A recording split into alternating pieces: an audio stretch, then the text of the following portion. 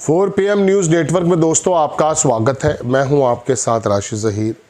ये अमेरिका की जो प्रवक्ता है और भारत को एक गुड एक्टर बता रही है, कह रही है कि साहब जब हमने ऑर्डर किया आपने रशिया से तेल लेना बंद कर दिया, और जब हमने आपको परमिशन दी आपने शुरू कर दिया। आप गुड एक्टर हैं। इस तरह की बेइज्जती के जो अल्फाजात हैं भारत के लिए, मोदी जी के लिए कहते तो कोई दिक्कत नहीं थी, मोदी जी तो काम भी इस प्रकार का ही कर रहे हैं, लेकिन वो एक्चुअली भारत को एड्रेस कर रही है। अगर भारत को एड्रेस कर रही तो वो आपकी और मेरी जो एक प्रतिष्ठा है, मेरे देश की जो प्रतिष्ठा है, उसको भी एक्चुअली चैलेंज कर रही है। ये क्यों हुआ है, आप छोटा सा वीडियो में आपको दिखाऊंगा दोस्तों। And the President and the Secretary of Treasury and the whole national security team came to this decision because our allies in India, as you know, Lalit, have been good actors and have previously stopped buying sanctioned Russian oil. So as we work to appease this temporary gap of oil supply around the world because of the Iranians, we have temporarily permitted them to accept that Russian oil. And this Russian oil was already at sea. It was already out on the water. So this short-term measure, we don't believe it will provide significant financial benefit to the Russian government at this time. इसमें एक पत्रकार है रणविजय सिंह, उन्होंने लिखा कि white house की press सचिव Karoline Leavitt ने कहा कि ट्रंप और हमारे वित्त मंत्री ने भारत को रूस से तेल खरीदने की इजाज़त इसलिए दी क्योंकि वो अच्छे एक्टर्स रहे हैं। हम जैसा कहते हैं वैसा करते हैं। भारत ने हमारे कहने पर रूस से तेल खरीदना भी बंद कर दिया। फिलहाल तेल को लेकर जो हालात बने हैं उसे ठीक करने को हम अस्थायी तौर पर भारत को रूस से तेल लेने की इजाज़त दे रहे हैं। ये पहले भी इसी प्रकार का, मैं कह सकता हूँ कि जैसा कहते थे वैसे ही करते थे। अंग्रेज़ों के ज़माने में आरएसएस का इतिहास ऐसा ही है। लेटर लिखा करते थे माफ़ी के। जो रूस जिससे तेल लेने के लिए मना किया था, परसों ट्रंप ने पुतिन को 1 घंटे कॉल किया और बात की कि साहब हमें इस युद्ध से निकाल दिया जाए, और आपके ऊपर दुनिया में जहाँ पर जैसे भी सैंक्शंस हैं उनको सबको हम हटा रहे हैं। हमारी हालत ये कर दी है, मोदी जी ने भारत को इस मकाम पर ले आए हैं कि आज वो हमें अच्छा एक्टर बता रही है। और दूसरी बात यह है कि वो हमसे खड़े होने के लिए कहते हैं तो हम खड़े हो जाते हैं, वो हमसे बैठने के लिए कहते हैं तो बैठ जाते हैं। ये क्यों हो रहा है, इसके एक पत्रकार ने इसके बारे में खुलासा किया है। आपको मालूम है दोस्तों, जब रूस से तेल आता था तो ऐसा नहीं है कि वो तेल आने के बाद आपको फ़ायदा पहुँच जाता था।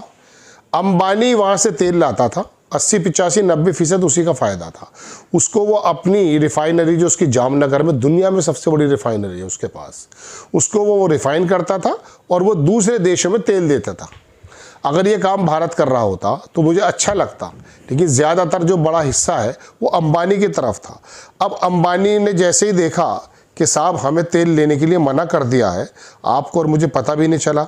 मैं कह रहा हूँ ना, एक गुड एक्टर क्यों बता रहा है ये गुड एक्टर इसलिए बता रही है कि जो वो चाहते हैं वो हम कर लेते हैं।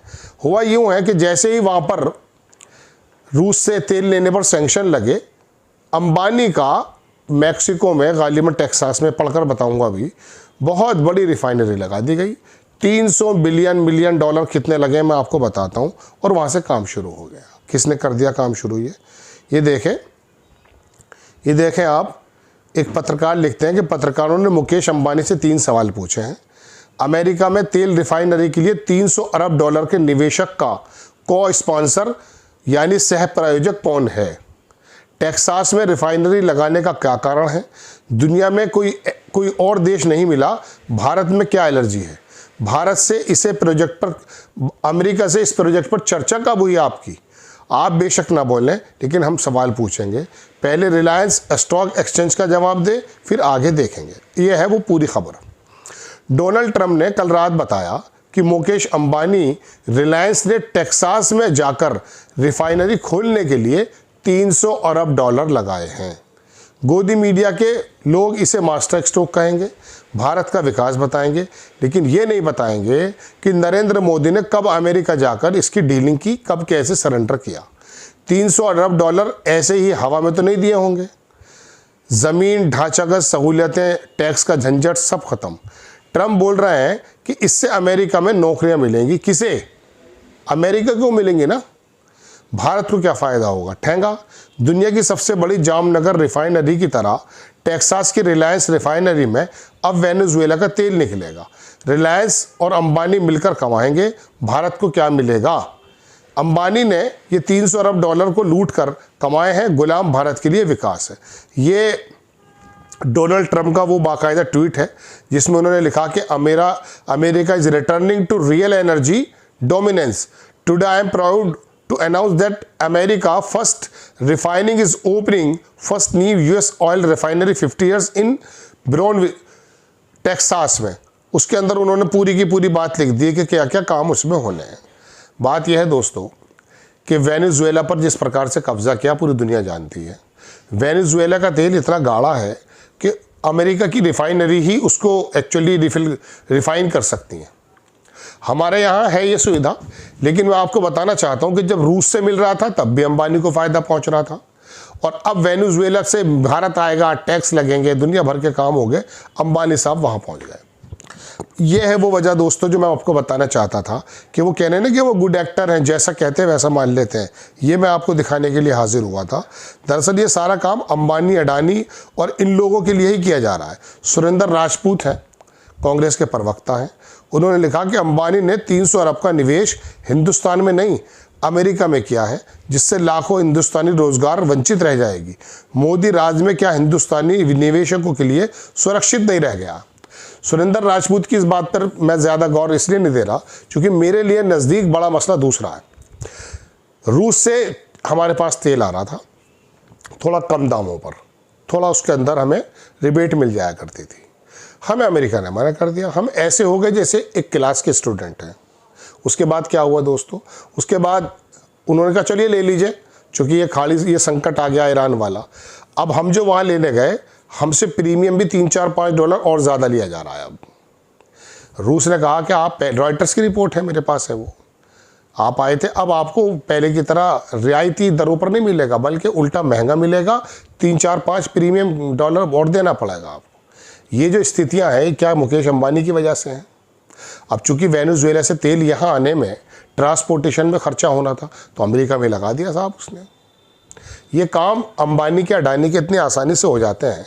आप अपना छोटा सा मकान एक बनाना शुरू कीजिए, विकास प्राधिकरण आके इतने अड़ंगे लगा देगा कि आप थक जाएंगे।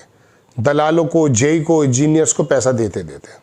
नक्शा पास तो एक बहुत बड़ी चीज़ होती है, और जो काम इनको आराम से करना होता तो अमेरिका के अंदर फैक्ट्री लग जाती।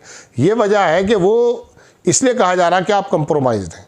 राहुल गांधी ने अगर आपसे सवाल किया है ना लोकसभा में कंप्रोमाइज्ड है, और आपके जो लोग हैं वो उनको बोलने से रोक रहे हैं, शोर मचा रहे हैं, स्पीकर भी पूरा ध्यान नहीं दे पा रहे हैं, उसकी वजह यही है कि आप एक गुड एक्टर हैं। आपको मालूम है कि रशिया से कब मुझे अपने दोस्तों को फ़ायदा पहुंचाना है और अमेरिका में कब पहुंचाना है। लेकिन बात यह है कि आपको क्या हो गया है, मेरे दर्शकों आपको क्या हो गया है, मुझे क्या हो गया है, आम भारतीयों को क्या हो गया है। हमें जब निष्पक्ष पत्रकार आकर के एविडेंस के साथ बात बताते हैं तब भी हमारी आंखों के अंदर हिंदुत्व का पर्दा चढ़ा हुआ है। दिमाग में भेजे की जगह क्या घुस गया है बताइए। हमारे देश का नुकसान, आपका नुकसान, मेरा नुकसान ही तो है। देश की प्रतिष्ठा कुछ इस प्रकार से धूमिल कर दी जा रही है। राहुल गांधी को नहीं सुना जा रहा है। मैंने आपको बताया हमें एक्टर बताया जा रहा है। क्या हालात कर दिए। जय हिंद।